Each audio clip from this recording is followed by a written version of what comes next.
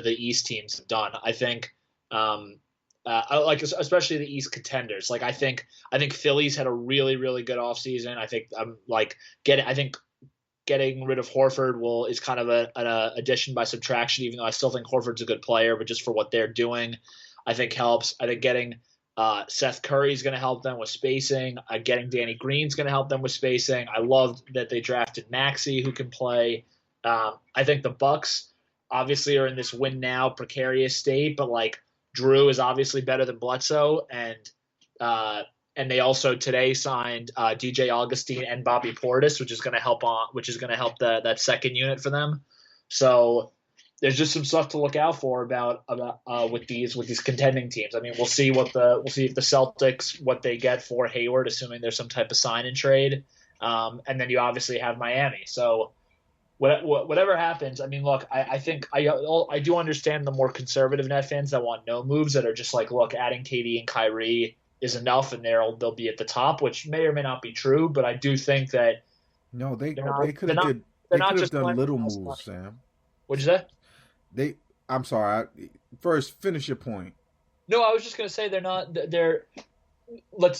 Nets fans and the Nets shouldn't act like they're playing with house money and that it's already a wrap. Like, these Eastern Conference top tier teams are getting better, and while we all like love the guys on this roster, there are moves, as you've said, that they need to make. If you're gonna go against Embiid and Giannis, there are certain guys that you need to have that you need to have on the roster. Like if you're going against Bam, there's certain guys that help to have on the roster. So it's just a lot of stuff you have to think about. Do you think Boston got better?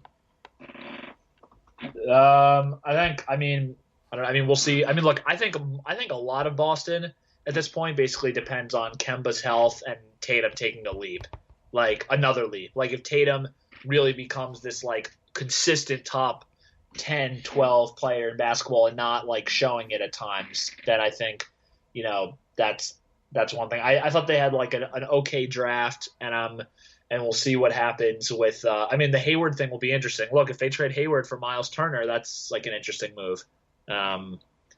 So we'll see. I don't like it. I don't like it at all. You don't like what the Celtics did, or you don't like that? You're not feeling great about the. I just feel that these teams are vulnerable.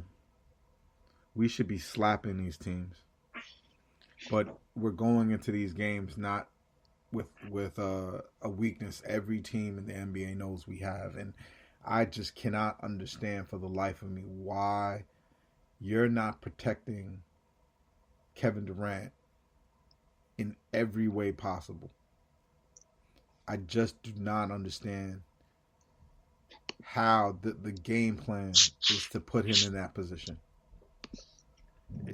You lose him, there's no championship. We're playing for championships right now. You lose Kevin Durant, there's no championship. So, I don't know. It's a lot. People are right who say, oh, nothing's happened yet. There's a lot of things to go. For me, it's just the mentality. The mentality isn't good. I think they believe in this small ball thing, and they're doubling down on it. And that scares me. That really worries me. And watching I'm not even looking at these other teams, even though I should be. The East got better. They did. Teams got better. Atlanta might be good. I jokingly said they're not making the playoffs, but they might be good. They've got pieces. I'm not sold on, but I know what you're saying. I mean, look, a lot of these teams are getting. It's definitely gonna be a more competitive East. That's for sure. And look, like we should. It also goes without saying, like, because we didn't even say this, like the Sixers getting a new coach and a new GM and clearing out a lot of like kind of seemed like the excess fat they had within themselves is going to make them better. Like that roster last year that Elton Brand made was just like a 2K nightmare. Yeah, and the Clippers didn't do themselves any favors. The tragedy happening at Golden State. This is a doable championship. This is It's right there for them. And I'm telling you, the measure of Sean Marks is none of the things that he did before. You want to know what who deserves the credit for us having Kyrie and KD? Brooklyn deserves the credit. Because if we weren't one of the greatest places on earth, nobody would want to play here. Masai Ujiri is a hell of a GM. He runs a hell of a program in Toronto. But you don't see players, trying to get out there. No, they'll stay there because they like it. Some of these players, I'm seeing Van Vliet is going back, right? Yep. Ibaka wants to stay. He loves it there. That's whatever. But you don't see the superstars trying to get out there. Like, Kawhi was gone the moment he could. It's L.A. and it's New York. That's the reality. Miami, a little bit. Right? Yeah. And if you want to tell me, you want props for me, Sean Marks, for being a GM, and so Jekyll and Hyde, my relationship with him. I love the man on some days. But this small ball shit is making me mad. I don't trust you. Every year it's a Travion Graham.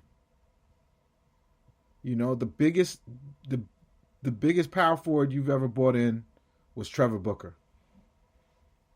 Yep.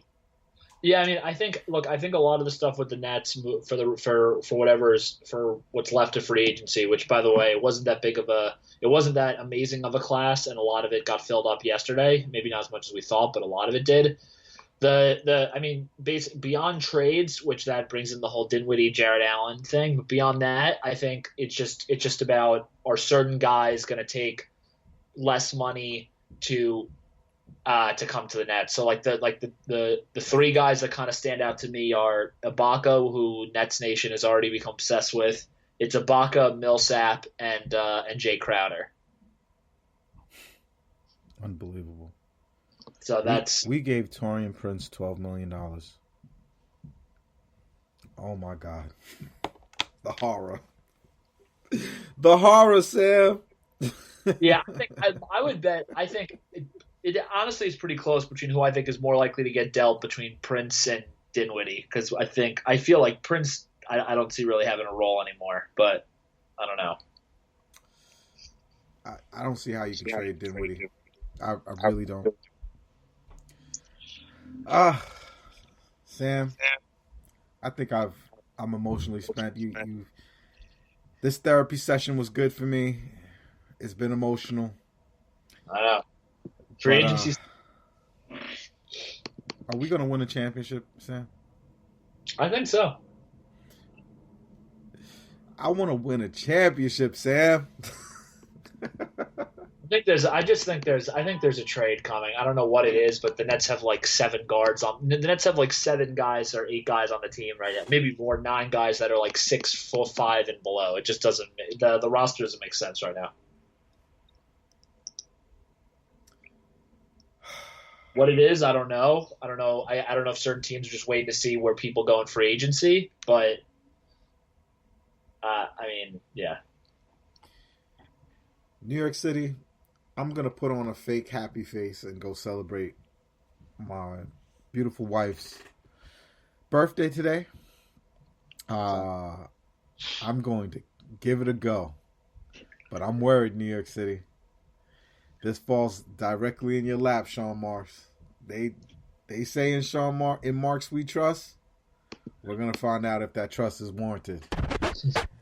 For my homie and partner Samuel LaChow, we're the front office, and we'll talk.